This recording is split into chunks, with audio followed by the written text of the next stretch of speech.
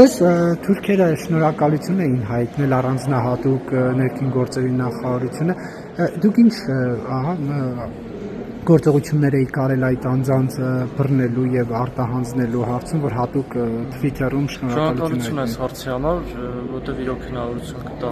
բարձրաբանելու ինչ է տեղ ունեցել, սովորական գործընթաց է տեղ ունեցել, այն քաղաքացիները, որոնք հանձնվել են, իրենք Հայաստանի Հանրապետությունում դատապարտված են եղել պատիժը կրելու, իրենց պատժի ժամկետը լրացել է եւ իրենք փոխանցվել են Թուրքիայի Հանրապետություն, քանի որ այնտեղ եւս իրենց նկատմամբ հարուցված էր այլ քրեական գործ, ընդամենը տեղի ունեցել էքստրադիցիա, անձի, ով այստեղ ժամանակին պատիժ է կրել, պատժի ժամկետը լրացել է եւ փոխանցվել է։ Դուք ինչ մասնակցություն եք ունեցել, ում հետ եք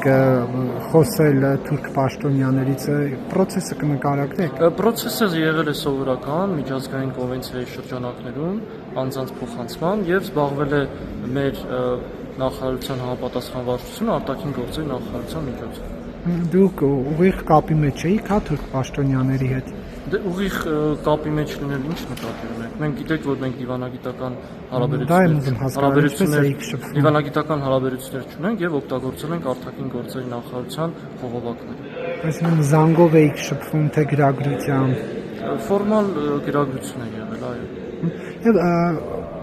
որտեղ էին այդ մարդկանց բռնել, մենք դրանց հետ կապված մանրամասներ տեղյակ չէ հանրությունը։ Այս պահին մանրամասներին կդժվարանամ տիրապետել, բայց այդ անձանց մասով կան դատավճիռներ, որոնք բաց են եւ ճիշտ կլինի ծանոթանալ։ Կան էլ ինչ-որ համագործակցություն թուրք պաշտոնյաների հետ, թե ոչ։ Չէ, այս պահին չկա, միայն այդ աշխատանքային համագործակցությունն է եղել այդ հանձնման ենթակա անձանց շուրջ։